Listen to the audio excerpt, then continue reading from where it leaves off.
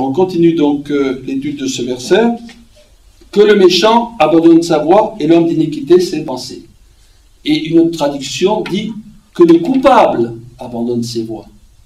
Hein, je trouve que c'est un peu mieux. Bien sûr, quand on pense aux méchants, on pense à tous ceux qui font des crimes, qui ont des scandales médiatiques, comme il y en a qui en ont pas mal, qui font des choses horribles.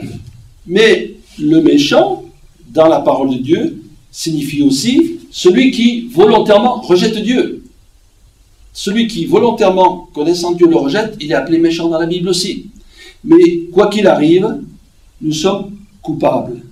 Que le coupable, eh bien, nous sommes coupables d'avoir désobéi à Dieu, de ne pas avoir mis sa parole en pratique, de l'avoir négligé. Donc finalement, que le méchant abandonne sa voie, eh bien, que nous aussi, nous réalisons que chacun de nous, il doit changer de vie. Et que chacun de nous est coupable de transgression envers Dieu.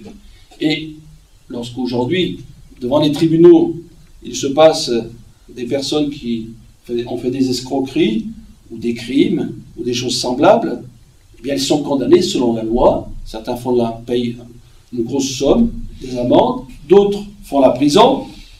Eh bien, c'est de la même manière pour ce qui concerne les choses spirituelles. Nous sommes coupables, pourquoi? Parce que nous avons transgressé la loi de Dieu, et la Bible nous dit que le salaire du péché, c'est la mort, la séparation avec Dieu. Donc, humainement parlant, eh bien, il n'y a personne de nous qui pourrait être sauvé et avoir la vie éternelle. Et c'est pour ça que ce texte nous dit que le méchant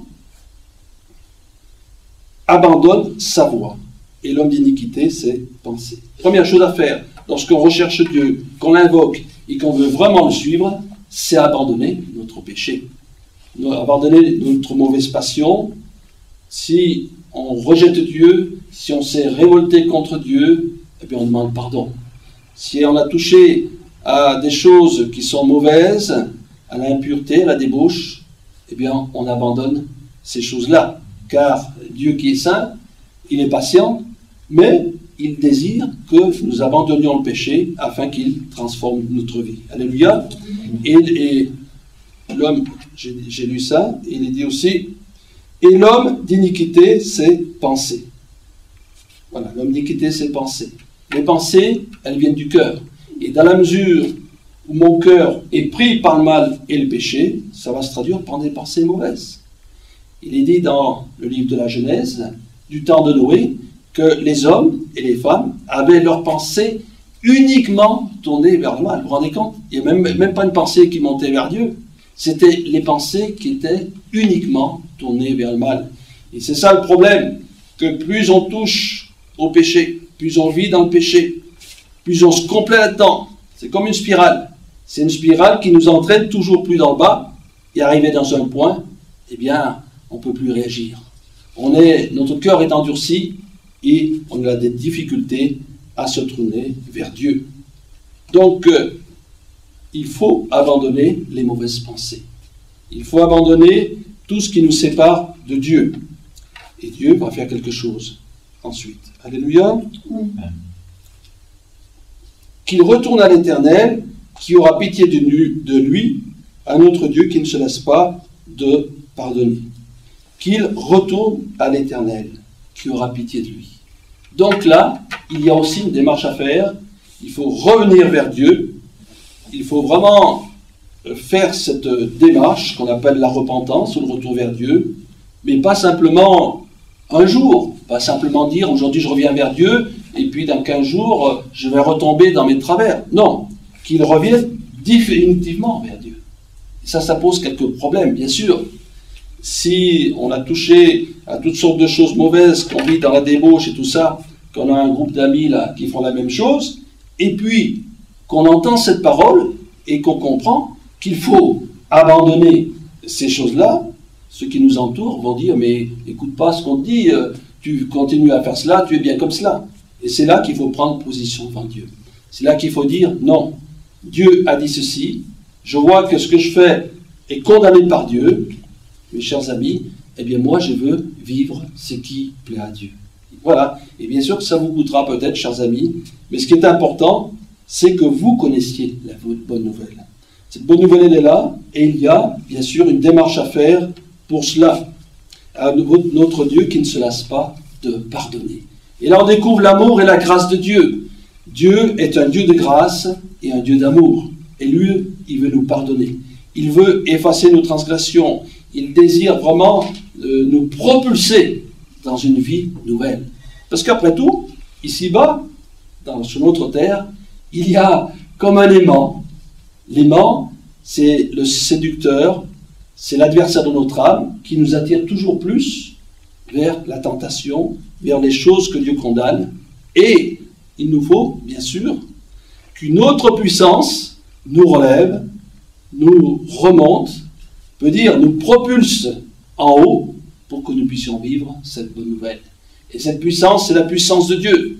Et il dit que l'évangile, c'est la puissance de Dieu pour le salut de quiconque croit. On peut être tombé très bas dans la vie, mais c'est certain qu'avec la grâce de Dieu et la puissance de Dieu, eh bien, on peut être relevé. Là, j'ai un témoignage aussi. C'est un jeune qui a connu beaucoup de difficultés. Déjà, quand il était enfant, à 2 ans, il a été orphelin de son père et sa mère l'a abandonné dans un orphelinat, toujours à 2 ans. Et lui, il pensait dans cet orphelinat trouver l'amour et l'affection dont il avait besoin. Et là, au contraire, c'était très sévère et il a été brimé. Et ainsi, son cœur s'est renfermé. Il a été aigri. Il a eu de l'amertume. Ça fait qu'à 18 ans, il a dit « Je vais profiter de la vie ».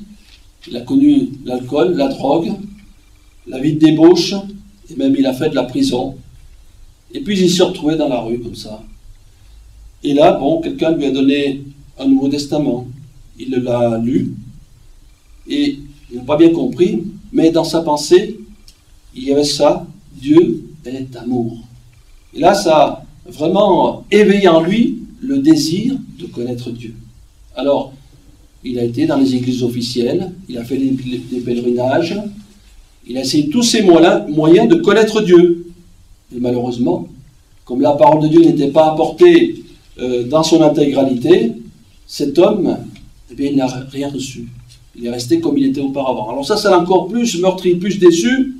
Et il a dit, bon, ben, puisque c'est ça, puisque je n'arrive pas à connaître Dieu, eh bien, je continue dans la débauche. Et là, alors qu'il faisait la mendicité, parce que c'était comme ça qu'il vivait, il faisait la mendicité, là, 2 jeunes lui ont parlé de l'amour de Jésus-Christ et lui ont témoigné de leur foi et lui ont montré que finalement, il pouvait changer de vie. Et cet homme, c'est ce qu'il a fait. Il a accepté l'évangile, il a accepté la bonne nouvelle, et cet homme, eh bien, a une vie complètement transformée. De clochard qu'il était, peut-être d'homme sans abri, vivant un peu comme n'importe comment, comme les gens que nous connaissons, malheureusement, dans la misère, dans le froid, un peu dénué de tout, cet homme a connu la grâce de Dieu. Donc cette grâce est abondante, elle est pour tous et pour toutes. Et ainsi, qui que nous soyons, nous pouvons expérimenter cet amour, cette grâce de Dieu.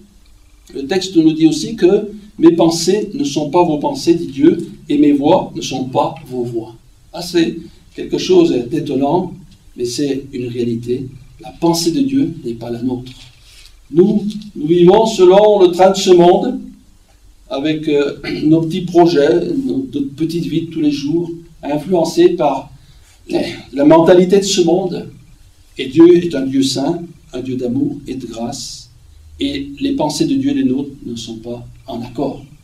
Mais elles peuvent le devenir, parce que celui qui accepte le Christ, sa vie est transformée. C'est une nouvelle créature.